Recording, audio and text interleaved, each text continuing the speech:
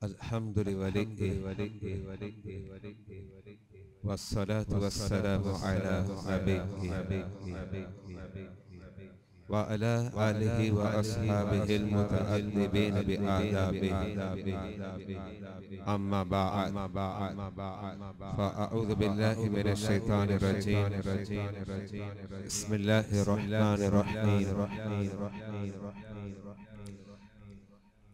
इन्नल्लाह व मलाइकतहु युसल्लूना अलन नबी या अय्युहल्लज़ीना आमनू सल्लू अलैहि व सल्लिमू तस्लीमा अल्लाहुम्मा सल्लि अला सय्यिदिना व मौलाना मुहम्मदिन मअदिन जूदि वल करम व आलिहि व बारिक व सल्लिम सलातु व सलामुन अलैका या सय्यदी या रसूल अल्लाह मौला या सल्लि व सल्लिम दाइमन अबदा अला हबीबिका खैरिल खल्क़ि कुल्लिहिम रब्बि इश्रह लि सदरी व यस्सिर लि अमरी वहलुल उक़दतम मिन लिसानी यफ़क़हू क़ौली हस्बुनल्लाहु निअमल वकील निअमल मौला व निअमन नसीर। बिरादरान इस्लाम मुअज़्ज़ज़ व मुहतशम सामिन किराम और बिलखुसूस आपके इस मजमे में उलमा की एक तादाद मौजूद है। अल्लाह ताला हम सब को दीन की समझ अता फरमाए और आज की इस बाबरकत तकरीब में जो हाज़िरी का हमें शर्फ हासिल हो रहा है उस हाज़िरी को अपनी बारगाह में कबूल फरमाए। जैसा कि आप हजरात के इल्म में है कि आज की ये बाबरकत तकरीब इफ्तिताह बुखारी के हवाले से इनेकाद पसीर है।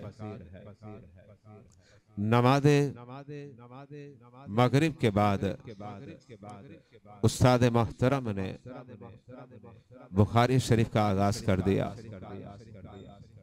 अब वो तलबा जो बाकायदा बुखारी शरीफ पढ़ेंगे उनकी तालीम का जो सिलसिला होगा वो दर्सगाह के अंदर होगा सुबह के वक्त, और ये सिलसिला इंशाअल्लाह रजबुल मुरज्जब तक जारी रहेगा। एक साला निसाब होता है जो हम पढ़ते और पढ़ाते हैं। बुखारी शरीफ इंशाअल्लाह इसके पढ़ाने की सआदत मुझ फकीर को हासिल होगी, और मैं फर्स्ट टाइम बुखारी शरीफ नहीं पढ़ा रहा।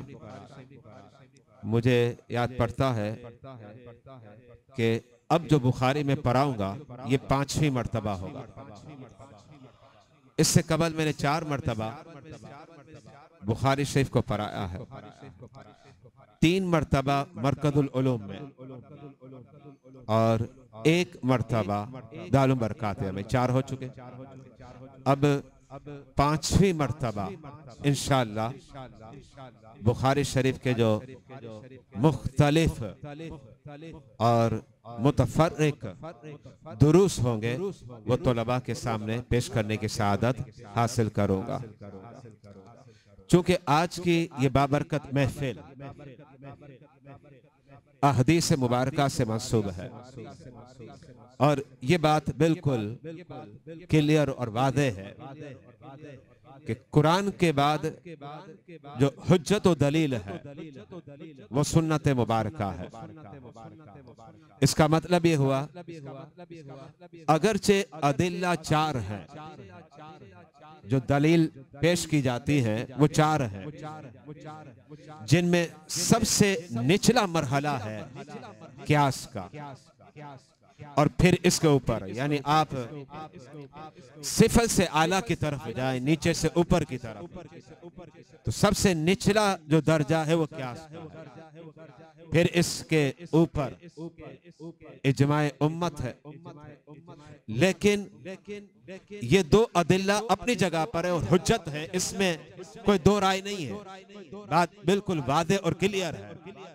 लेकिन अव्वल और सानी, फर्स्ट और सेकंड जो दर्जा है वो कुरान और सुन्नत का है। तो पहला दर्जा वो कुरान है। जाहिर बात है जब कुरान आ जाए तो फिर कोई बात काबिल तस्लीम जो कि उसके मुआरिद हो ही नहीं सकती। और कुरान के बाद जो कि हकीकत में कुरान की तफसीर है, इसलिए कि हम मन मानी तफासिर को नहीं मानते, ये बात ध्यान में रखिएगा। हम उन तफासिर को मानते हैं जो नबी अलैहिस्सलातु वस्सलाम के अक़वाले मुबारका की रोशनी में हो। अगर ऐसी तफासिर जो मनमानी हो और उसका ताल्लुक अस्लाफ से नहीं पाया जाता, तो फिर हम ऐसी तफासिर को एक्सेप्ट और तस्लीम हरगिज़ नहीं कर सकते। तो अल्हम्दुलिल्लाह जब हम कुरान पढ़ते हैं तो कहते हैं ये कलामुल्लाह है, और जब हम हदीस पढ़ते हैं तो हम ये कहते हैं ये तफसीर कलामुल्लाह है। अल्हम्दुलिल्लाह ये हमारा ईमान है।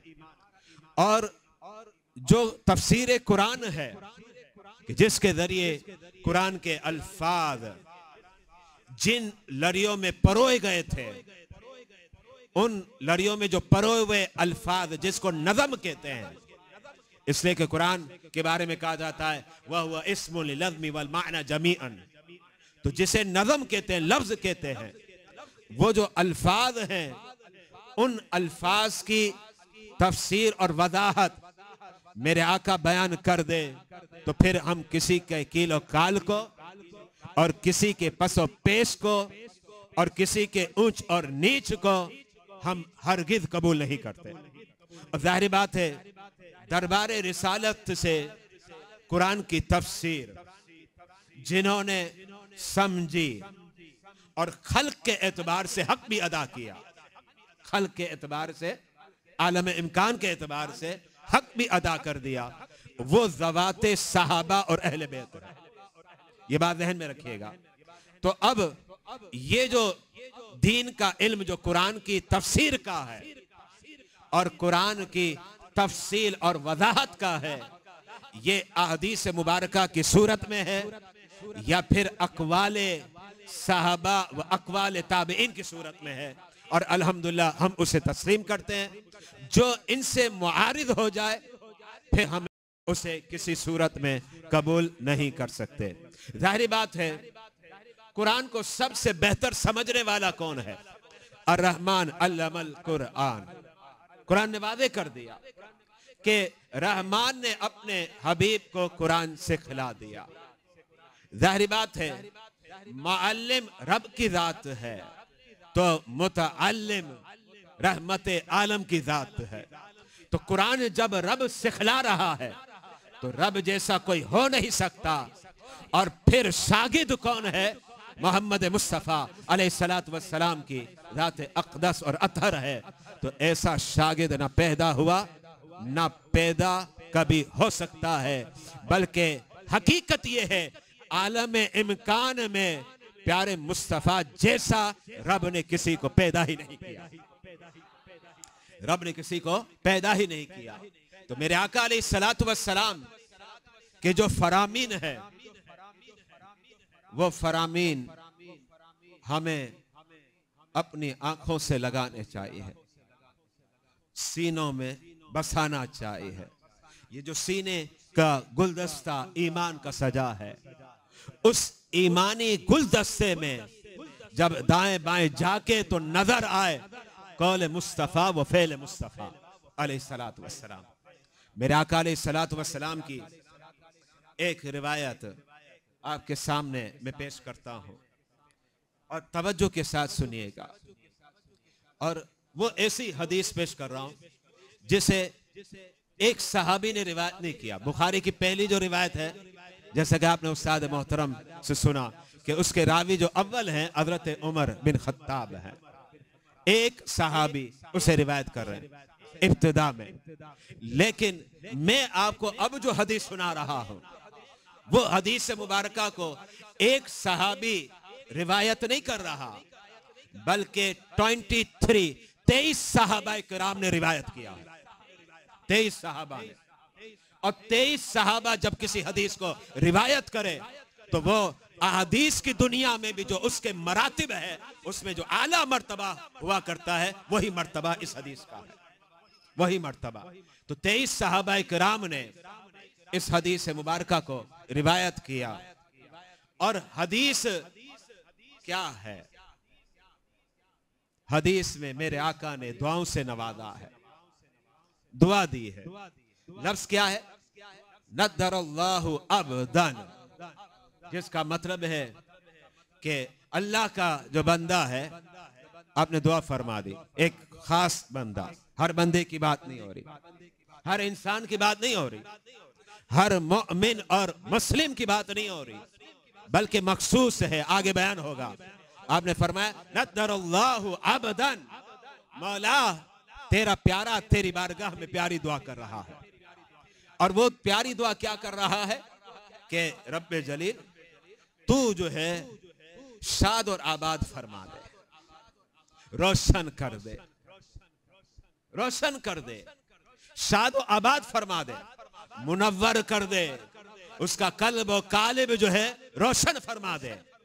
अब मैं आपसे एक सवाल करना चाह रहा हूं, दुआ कौन दे रहा है? नबी दे रहे हैं। और दुआ किसकी बारगाह में? बारगाह समदियत में। आप जरा गौर करें, जब आपके लिए दुआ कोई बदामी मस्जिद में करें तो बाद मर्तबा कहते हैं लोग, ओह बदामी मस्जिद में मेरे लिए दुआ हुई, बदामी मस्जिद मेरे लिए। चलें ये लेवल तो बहुत छोटा होगा।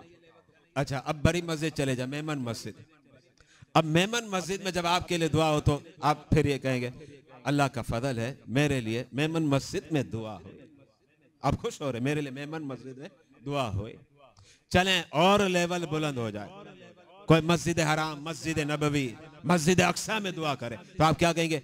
अरे मेरे लिए तो मस्जिद अक्सा में दुआ हुई, मस्जिद नबवी में और मस्जिद हराम में हुई। ठीक है, सब अपनी जगह पर, सबकी कदर और मंजिलत है, उसका इनकार हम नहीं करते।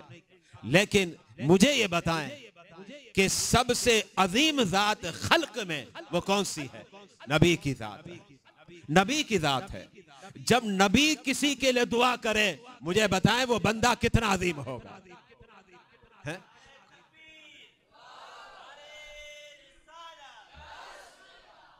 वो बंदा कितना अजीम होगा? अब जरा गौर करें, वो बंदा कौन है? खल्क़ खुदा में वो अजीम इंसान कौन है? खल्क़ खुदा में वो अजीम शख्स कौन है कि जिसके बारे में खुद मेरे मुस्तफा रब की बारगाह में दुआ करते हैं, और उस दुआ को एक सहाबी नहीं 23 सहाबा उसे रिवायत करते हैं। 23 सहाबा। वो अजीम शख्स कौन है? तो मेरे आका ने फरमाया वो अजीम शख्स वो है समिअ मकालती, समिअ मकालती, जिसके लिए मेरे हाथ दुआ के लिए उठ गए और जिसके लिए मेरे दिल से दुआएं निकल रही है। मकीन गुंबत खुदरा, जिन्हें दुआओं से नवाज रहे हैं। फरमाया वो शख्स है समिअ मकालती, जिसने मेरे फरमान को सुना। समिअ मकालती, जिसने मेरे फरमान को सुना। और अभी मैं आपके सामने जो कह रहा हूं वो भी तो फरमान है, तो आप उसको सुन भी रहे हैं। याद रखिएगा, बात में समझा रहा हूं।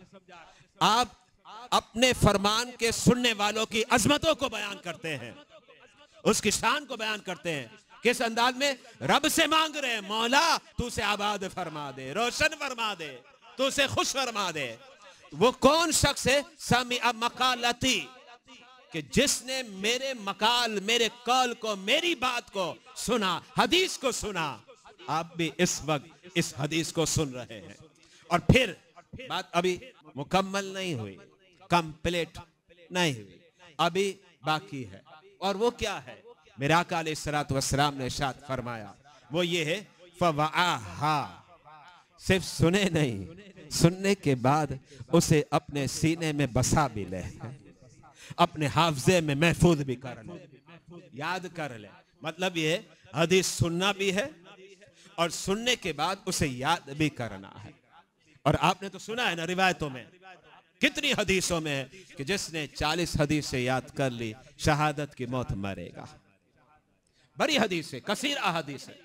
अब यहां जो मेरे आका अलैहिस्सलातु वस्सलाम हमें सिखला रहे हैं, जो समझा रहे हैं, तो आपने फरमाया फवाहा, मेरे कौल को सुना, समिअ मकालती, मेरे कौल को सुना, फवाहा, फिर उसे याद कर लिया।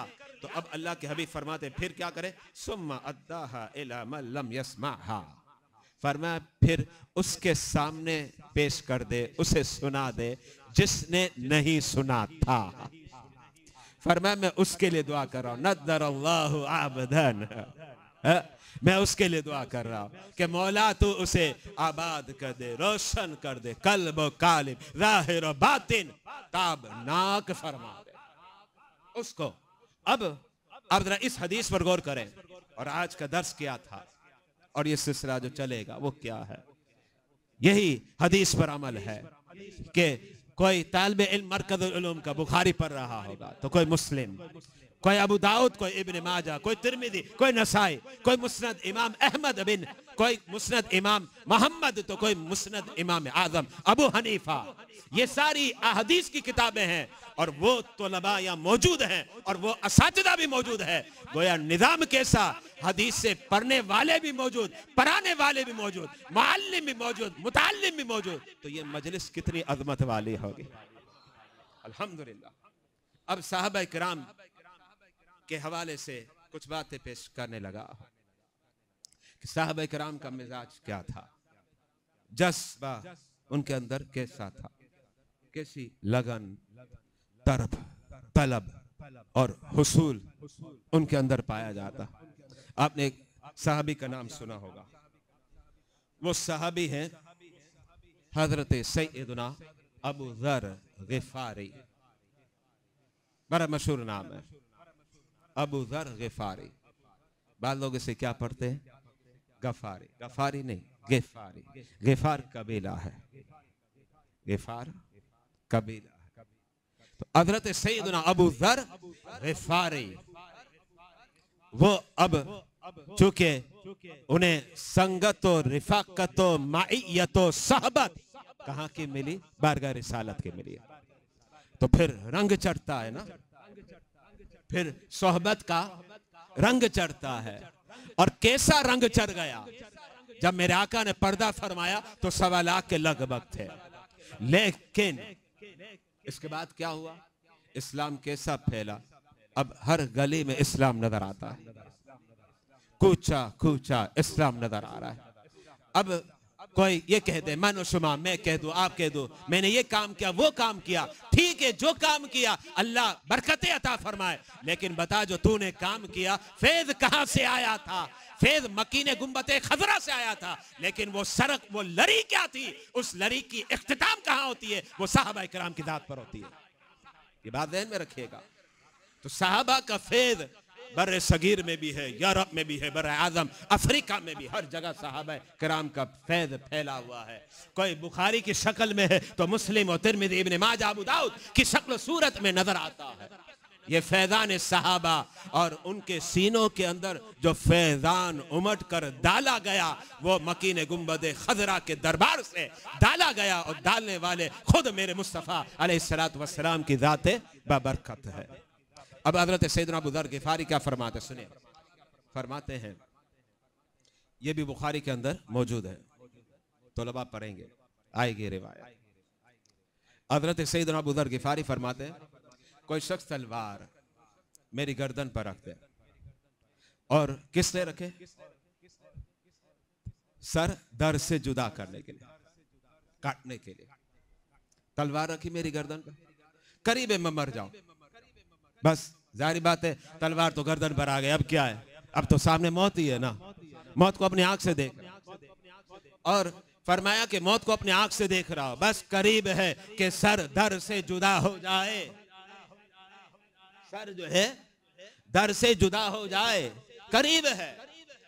लेकिन अगर एक दो कलमे कहने का वक्त मिल जाए, कितने, अब जाहिर बात है जब तलवार जो है गर्दन पर हो, करीब है कि चले गर्दन कट जाए, सर दर से जुदा हो जाए, ठीक है। अब वो अल्फाज कह सके तो क्या अल्फाज, एक लफ्ज, एक कलमा, दो कलमा। तो हजरत सैयदना अबू ज़र गिफारी फरमाते हैं ये साहबा किराम के जज्बात थे जो आपके सामने पेश कर रहा हूं। फरमाते हैं तो अगर मुझे एक या दो कलमा कहने का वक्त मिल जाए तो मैं उस वक्त को जाया ना करूं, उस वक्त भी मेरे मुस्तफा के फरमान को बयान कर दूं।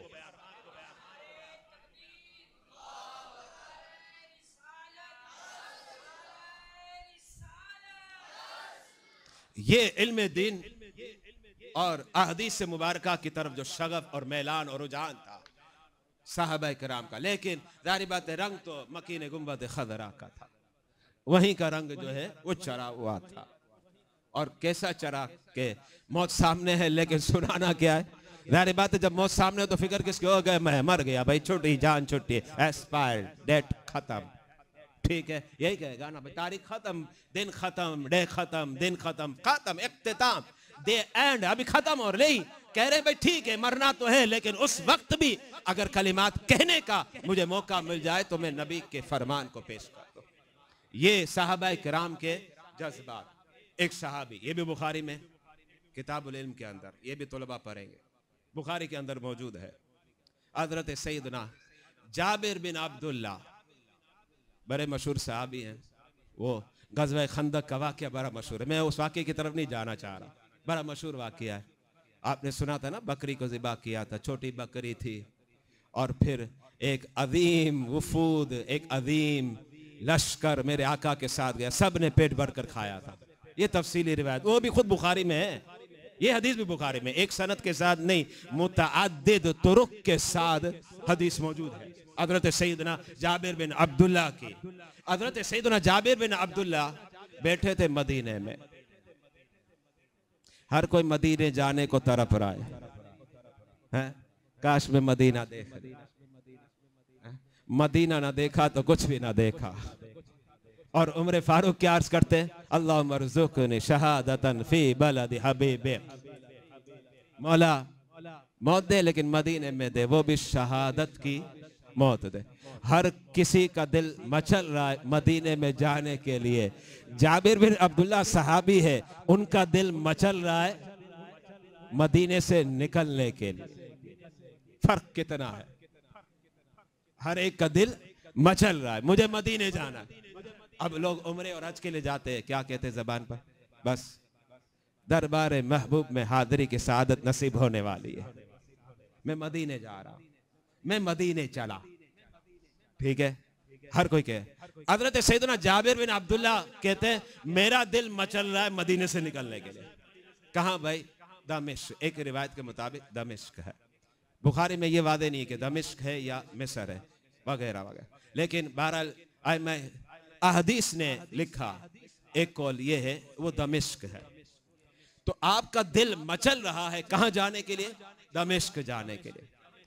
अब मदीने तैयबा और दमिश्क के दरमियान ट्रेवल, सफर कितना है, किताबों का मुताला करें, मैंने मुअज्जमुल बुल्दान का मुताला किया, उसके अंदर लिखा हुआ है 1303 किलोमीटर।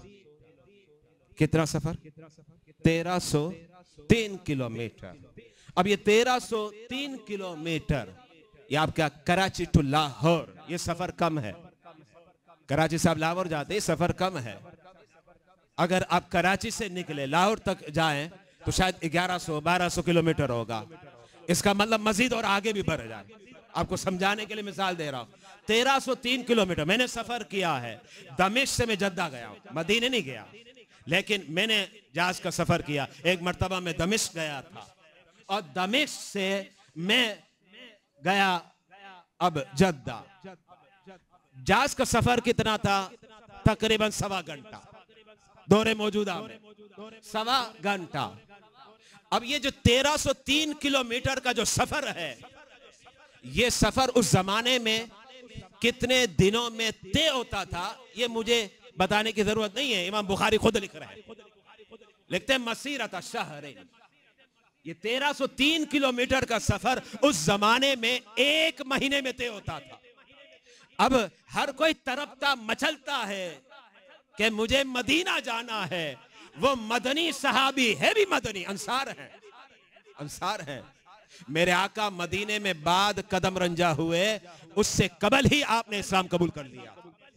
हज़रत सैयदना जाबिर बिन अब्दुल्ला रदियल्लाहु तआला अन्हुमा, इतने अजीम सहाबी, उनका दिल मचल रहा है, मदीने से निकलकर मुझे दमिश्क जाना है। दमिश्क को आजकल कहते हैं दमस्कस, जदीद नाम चेंज हो रहे हैं ना, जैसे मुल्क के शाम को कहते हैं सीरिया, नाम चेंज, ठीक है। मिस्र को कहते हैं इजिप्ट, तो ये नाम चेंज हो गए, तब्दीलियां हो गई या चेंजिंग आ गई। तो जो दमिश्क था उसको अब दमस्कस कहते हैं। तो दमिश्क जाने के लिए दिल मचल रहा है, लेकिन मैं आपको बताऊं, हमने मदीने जाना है इसलिए कि मेरे आका मौजूद है। जाबिर बिन अब्दुल्ला को दमिश्क जाना है इसलिए कि मेरे मुस्तफ़ा का कौल उन्हें वहां से मिलना है। बात समझ में आ रही है? तो हमने इसलिए जाना, मेरे आका मजल वगर है। जाबिर बिन अब्दुल्ला ने इसलिए जाना है कि मेरे मुस्तफ़ा का फरमान वह मौजूद है। अच्छा, अब हज़रत सैयदना जाबिर बिन अब्दुल्ला ने रखते सफर बांधा। आप शारीन हदीस की बातें पढ़ें, उसके अंदर लिखा जाबिर बिन अब्दुल्ला ने एक ऊँटनी खरीदी। उम्मन अहले अरब सफर में ऊँटनी खरीदते थे, उससे कभी कभी ये फायदा होता है, रास्ते में दूध भी मिल जाएगा। ऊँटनी, ऊँट से थोड़ी मिलेगा, ऊँटनी से मिलेगा, मुअन्नस नाका, ठीक है।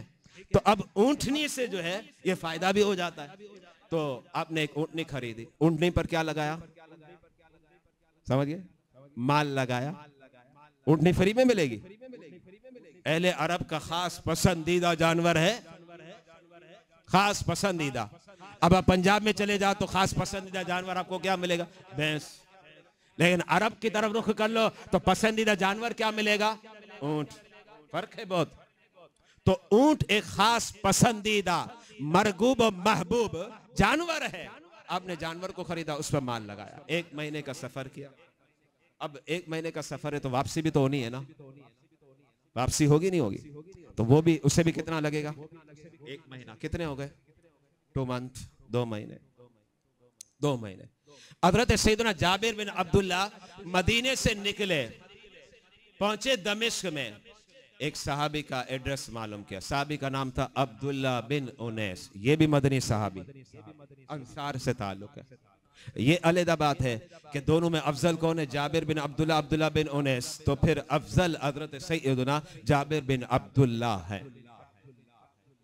अल्लाह के हबीब अलैहिस्सलातु वस्सलाम के ये चहीते, लाडले, प्यारे, पसंदीदा, महबूब सहाबी मदीने से निकले दमिश्क की जानिब, और हज़रत अब्दुल्ला बिन उनैस से मुलाकात की। अब्दुल्ला बिन उनैस के दरवाजे पर दस्तक, पूछा कौन है, कहा जाबिर बिन अब्दुल्ला। वही वाले, हाँ वही जाबिर बिन अब्दुल्ला है।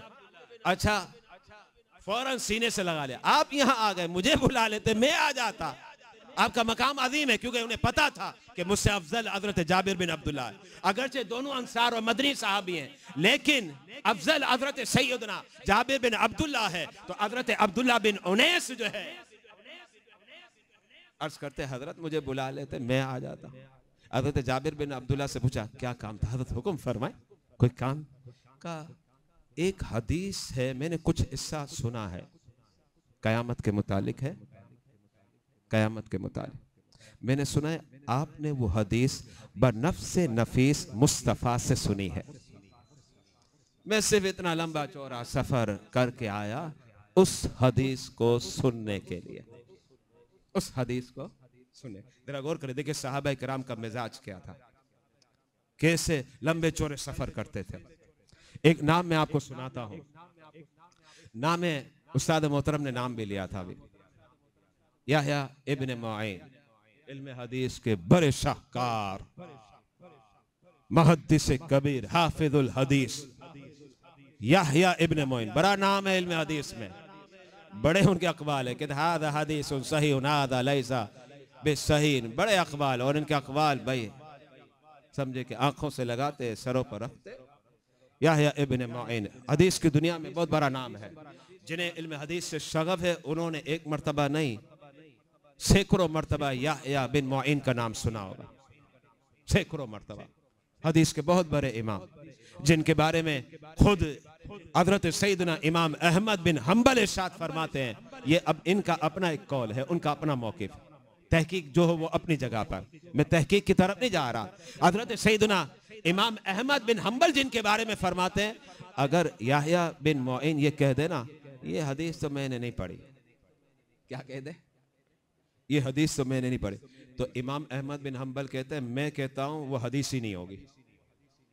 अब आप अंदाजा लगाए, वो एक अलहदा बात है, इनका कौल है, तहकीक क्या है। लेकिन आप जरा गौर करें कि इल्म हदीस का कितना बड़ा इमाम होगा कि खाली ये कह दे कि मैंने ये हदीस नहीं पढ़ी तो इसका मतलब वो हदीस नहीं होगी।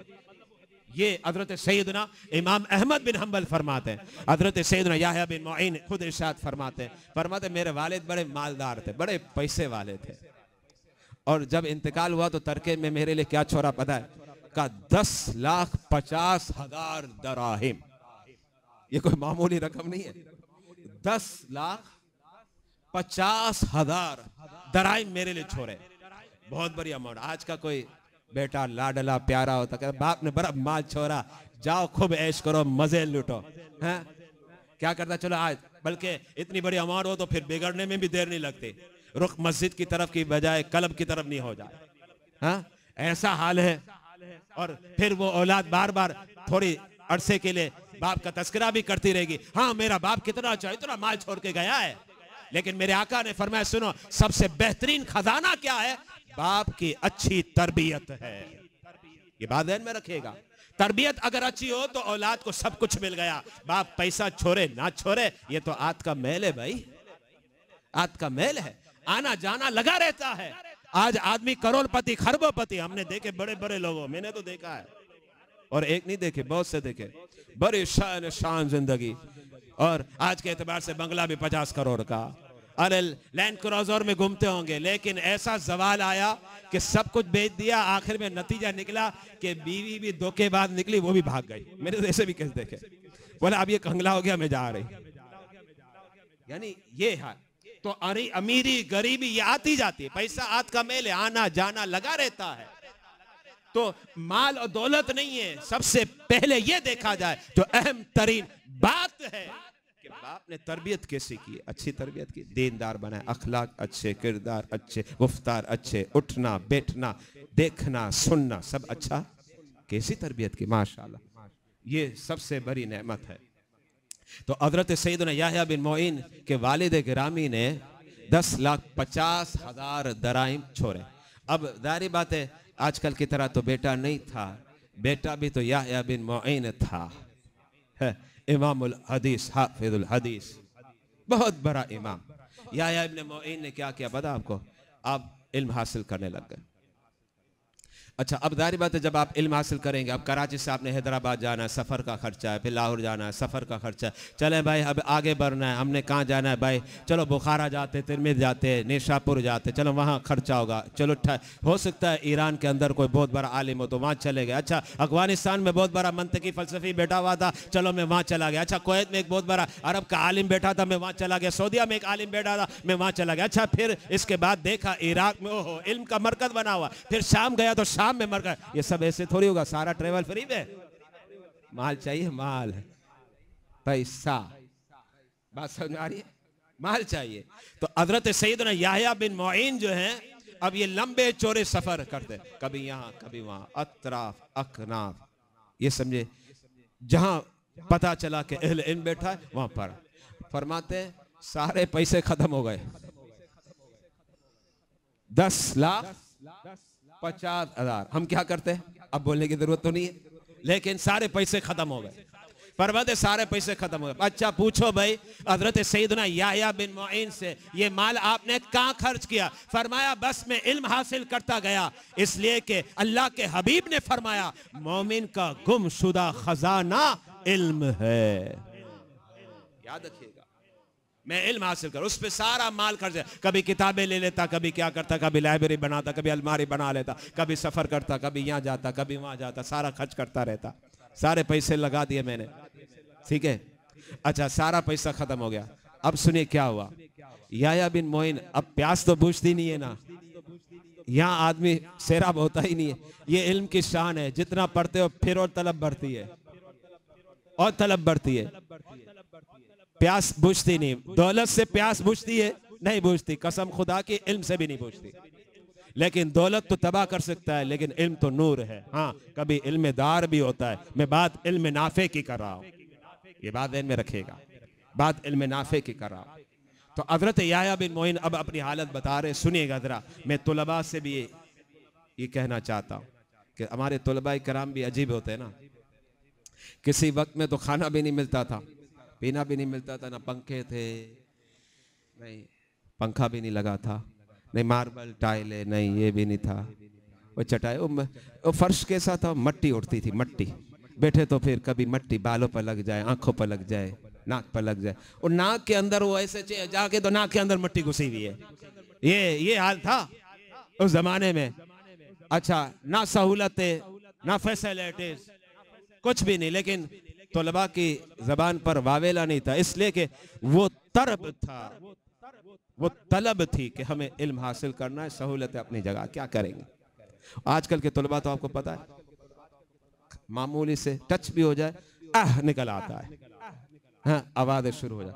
खाना वक्त पे नहीं, आज तो खाना भी नहीं मिला, ना नहीं मिला। ये तो तलबा का हाल। कैसे इल्म मिलेगा, कैसे इल्म मिलेगा, ऐसे इल्म नहीं मिला करता। बुजुर्गों ने कहा, इल्म तुम क्या सहूलतों में हासिल करना चाहते हो, एसी में तुम्हें इल्म मिल जाएगा और नरम नरम बिस्तरों पर मिल जाएगा? नहीं फरमाया, ऐसे इल्म नहीं मिलता। इल्म चटाइयों पर और फर्श पर और तकालीफ और अज़ियतों को बर्दाश्त करने के बाद मिला करता है। ये बात ध्यान में रखिएगा, ऐसे इल्म नहीं मिलता। वालिदैन का प्रेशर आ जाए, उसका प्रेशर आ जाए, खानदान का प्रेशर आ जाए, दोस्त अहबाब का प्रेशर आ जाए, छोड़ो अब नहीं, हमने इल्म नहीं हासिल करना, छोड़ दो। ये थोड़ी, ये तो मजाक है इल्म के साथ। बस मामूली चोट लगी तो बस सहम गए, डर गए, हट गए, पीछे हो गए, ऐसा थोड़ी होता है। इल्म हासिल करना एक तलब है, जुस्तजू है, बस जुनून सवार है। नहीं, मैं पर मेरा जो है मरकज और महवर जो बना है वो हुसूल इल्म बना है, इसलिए कि अल्लाह के हबीब ने वादे कर दिया, मोमिन का गुमशुदा खजाना इल्म है। ये बात ध्यान में रखिएगा, गौर करें। ये तलबा हमारे, हमने भी तकलीफें नहीं देखी, लेकिन इतनी सहूलतें हमने ली भी नहीं थी। मुझे बराबर याद है, मैं जब अमजदे में इब्तिदा में जाता था, बस में जाता था, बस में जाता था, कभी रश होता, लिटक लिटक, वो G7 गालिबन गाड़ी थी, मैं बात कर रहा हूँ 91 की। बस में जाता, थोड़े अरसे में फिर मेरा मामू है अल्ताफ भाई, वो बड़े मुझसे प्यार करते थे, मामू के साथ में रहता था। कहा चलो तुझे स्कूटर दिला देता हूँ, स्कूटर में अमजद ये जाया कर। फिर उसने ये करम किया कि मुझे स्कूटर मिली, मैं स्कूटर में जाता, रोजाना जाता, रोजाना आता।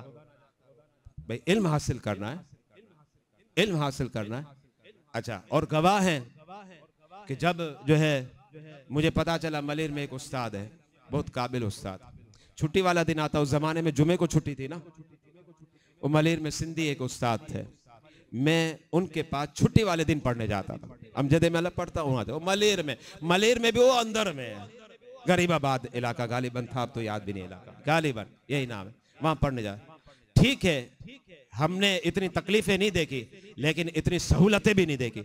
लेकिन अब तो सहूलतों के अंबार है, लेकिन जबान पर वावेले के भी अंबार है। ये हमारे तुलबा का हाल है कि कैसे इल्म मिलेगा, कैसे इल्म मिलेगा, ऐसे थोड़ी इल्म मिला करता है। बुजुर्गों के वाकयात तो पढ़े, उनके अंदर जो जज्बा है वो तो देखे। वो नींदों को कुर्बान करते, आसानियों को कुर्बान करते और इल्म की तलब में लग जाते हैं। याह्या बिन मोइन फरमाते हैं, 10,50,000 दिरहम सारे मेरे खत्म हो गए। एक वक्त ऐसा आ गया कि मेरे पाँव में जूती थी, अब मुझे कहीं सफर के लिए जाना था, उस सफर के लिए मेरे पास पैसे नहीं थे। मैंने क्या किया, जूती निकाली और कहा भाई कोई खरीद लो, कुछ पैसे मिलेंगे, वो रकम लेकर मैं वो सफर करके वहां जाऊंगा आलिम के पास और इल्म हासिल करूंगा। फरमाया मेरे पास जूते थे, वो भी खत्म हो गए, नंगे पांव है। इतनी हिम्मत, कैसे जज्बात, पांव में चप्पल नहीं है। कौन? एक अमीर तरीन बाप का बेटा, अमीर तरीन बाप का बेटा, ये जज्बात है। उठाए इमाम बुखारी की बात, बस इख्तिताम की तरफ आ रहा हूं क्योंकि इल्म हदीस का आज उन्वान है, तो मैं हदीस की बातें भी पेश कर रहा हूं। और काश के जो है ना हमारे अंदर भी कुछ जज्बात बेदार भी हो जाए और पैदा भी हो जाए। हज़रत सैयदना इमाम बुखारी, इमाम बुखारी ने बड़े लंबे चौड़े सफर किए, कभी कूफा, बसरा, इराक, यहाँ वहाँ जाते रहते, शाम जाते, बुखारा, निशापुर, तिरमिज़, ये सब अज़रबैजान है ना ये आपका, इसकी बॉर्डर यहाँ टकराती है गालिबन अफगानिस्तान से, ईरान से टच होती है, यहाँ सारी बुखारा, ये अज़रबैजान है। अच्छा, उसका दारुल हुकूमत ताशकंद, गालिबन ये उसूल शाशी, ये जो शाश है ना गालिबन ये ताशकंद ही है, गालिबन ये पुराना शाश, अब ये हो गया समरकंद। अज़रबैजान ये दारुल हुकूमत है गालिबन, कुछ इस तरीके से मुझे याद पड़ता है, ऐसा ही कुछ है, ठीक है। तो अब वहाँ यहाँ वहाँ हर जगह पर जा रहे इमाम बुखारी। बसरा गए, जब बसरा तशरीफ ले गए तो क्या हुआ, दर्स में बैठ रहे थे, आज भी आए, कल भी आए, परसों भी आए, तरसों भी आए, दर्स सुन रहे। आपका क्लास फेलो एक बहुत ज्यादा आपके करीब हो गया था, बहुत ज्यादा करीब, बाद से बड़ी गहरी दोस्ती हो जाए। क्लास में तो लड़के बहुत होते हैं ना, 8 होते, 10 होते, एक दो बड़े करीब होते हैं, सदीकुन हमीमुन है, गहरा दोस्त है, ये बहुत करीबी दोस्त है। क्योंकि क्लास में 10-15 बच्चे होते हैं, तुलबा होते हैं, ठीक है भाई, सबसे सलाम दुआ, कैसे हो, हाय हेलो करते हो, सलाम दुआ करते हो, लेकिन एक तालिबे इल्म, 2 तालिबे इल्म बड़े करीब होते हैं, कहते हैं उसको दिल में आपने जगह दी हुई है, बहुत करीब, ये मेरा करीबी दोस्त है। तो वो जो करीबी दोस्त था, इमाम बुखारी आज नहीं आए, दर्स में हाजिर नहीं हुए, वो करीबी दोस्त परेशान, आज इमाम बुखारी क्यों नहीं आए। और वो शख्स जो कभी नागा नहीं करता, छुट्टी नहीं करता, बड़ी तरफ थी, हुसूल का जज्बा था, आज दर्स में थोड़ा परेशान, आज क्यों नहीं आए। मोहम्मद बिन इस्माइल यानी इमाम बुखारी क्यों नहीं आए, अच्छा हो सकता है बीमार हो, चलो देखते कल आ जाएंगे। दूसरा दिन आ गया, अच्छा दूसरा दिन आया, फिर इमाम बुखारी गैर हाजिर नहीं हुए, वो परेशान हो गया, भाई क्या हुआ, क्लास फेल हो। हज़रत सैयदना इमाम बुखारी मोहम्मद बिन इस्माइल आज क्लास में क्यों नहीं आए, कल भी नहीं है, आज भी नहीं है, परेशान। का चलो घर पर जाता हूँ, पूछता हूँ क्या हो गया, क्यों तशरीफ नहीं लाए, तबीयत तो सही है, मिजाज तो पूछ लो। अच्छा घर पर पहुंचे तो घर में अंधेरा था, एक कमरे का घर बना था, बसरा में टेम्परेरी तौर पर घर लिया हुआ था इमाम बुखारी ने, और इसलिए लिया था ताकि वहाँ जो उलमा थे उनसे इल्म हासिल करें। बसरा में एक कमरे के अंदर आप अंधेरा था, चराग भी नहीं जल रहा था, अंधेरा अंधेरा। अच्छा अंदर में गए, पूछा कहाँ है इमाम बुखारी, मोहम्मद बिन इस्माइल कहाँ है, कब बैठा हुआ, अंधेरा था, नजर नहीं आ रहा था। का क्या हो गया, का बात यह है कि मेरे पास पहनने के लिए सिर्फ एक ही जोड़ा है। कितने, आज के तुलबा को पूछे कितने जोड़े, कहेगा मेरे पास तो 4 है, मेरे पास 3 है, मेरे पास 5 है, मेरे पास 6 है। हाँ? इमाम बुखारी की बात कर रहा हूं ना, तो इमाम बुखारी कहते मेरे पास सिर्फ एक जोड़ा था, मैं क्या करता, उसी जोड़े में आ जाता। अच्छा मेला हो जाता तो मैं घर पर जाता और कुछ अपनी शर्मगाह को किसी पत्तों के जरिए छुपाता, फिर उसको धो देता, फिर सूख जाता, फिर पहन लेता, फिर आ जाता का एक जोड़ा। लेकिन हुआ ये कि वो एक जोड़ा, देखे गुर्बत का आलम बता रहा और जज्बा कितना अजीम शान। इमाम बुखारी इरशाद फरमाते हैं कि वो एक जोड़ा जो है ना वो फट गया है। अच्छा थोड़ा बहुत नहीं फटके कि भाई चलो यहाँ से पेवंदकारी कर लें, वहां से फट गया, नहीं, इतना फट गया कि शर्मगाह जाहिर होने लगी। अब शर्मगाह जब जाहिर होने लगी तो कहा अब कैसे मैं जाऊंगा दरसगाह, रास्ते में यहाँ घर से निकलूंगा, रास्ते से गुजरूंगा, दरसगाह में जाऊंगा, फिर जाके मैं पढ़ूंगा, तो कैसे जाऊंगा, शर्मगाह खुली है तो ये तो जायज नहीं है, तो कहा इसलिए मैंने छोड़ दिया। अब देखिए ये है इमाम बुखारी, ऐसे ही नहीं आप बुखारी का दर्स सुन रहे थे, आज हम बातें तो बड़ी कहते हैं, मैं उसको भी मानता हूँ, मैं उसको भी मानता हूँ, ठीक है मानने के फवायद है, मैं इसका इनकार नहीं करता, अल्हम्दुलिल्लाह सुन्नी है, हम कहते हैं इनकी अकीदत और मोहब्बत हमारे लिए जो है बाइस निजात जहन्नम भी है और वसीला दुखूल जन्नत भी है, कहते हैं हम अल्हम्दुलिल्लाह। लेकिन जरा गौर तो करें, जिन्हें हम मानते हैं उनकी सीरत को भी तो अपनाए ना, खाली बातों तक।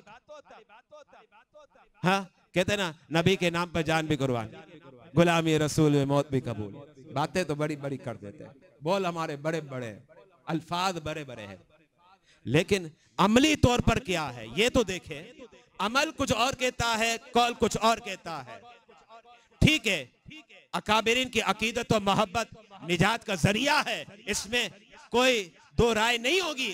इंदा अहले सुन्नत व जमा, अहले सुन्नत का मशरब है, हम मानते हैं और इसे हम अपने जानो दिल से मानते हैं। लेकिन बात यह है कि इन अकाबिरीन को जिसके जरिए मकाम और रुतबा मिला है वो क्या था, वो भी तो पढ़े ना आप, वो सीरत भी पढ़े। इमाम बुखारी के पास एक जोरा है, बस इसके बावजूद आप हदीस सीखने जा रहे हैं। लेकिन अब वो आलम हो गया कि शर्मगाह खुलने का बहुत ज्यादा खदशा, जाहिर होने का बहुत ज्यादा डर था, इसलिए आप नहीं जा रहे थे। तो फिर उन्होंने क्या किया पता आपको, जो साथी थे दिसगर तुलबा से कहा कि थोड़ा चंदा करो, चंदा करके एक जोरा इमाम बुखारी को दिला दो ताकि इमाम बुखारी पढ़ ले। ये देखे गुर्बत, फाका कशी, नादारी कितनी ज्यादा, लेकिन इसके बावजूद वो दर्द था, वो ज़ौक़ था, वो शौक था, इल्म था, अमल था, मकाम इतना बुलंद हो गया कि आज इफ्तिताह बुखारी भी होता है और इफ्तिताह में बुखारी भी होता है। अच्छा, ये खाली पाकिस्तान वाले नहीं करते।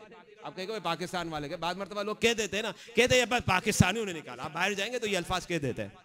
अब जिन्हें समझ नहीं वो कहते हैं, ठीक है ना, उनके कहने को मानते नहीं है।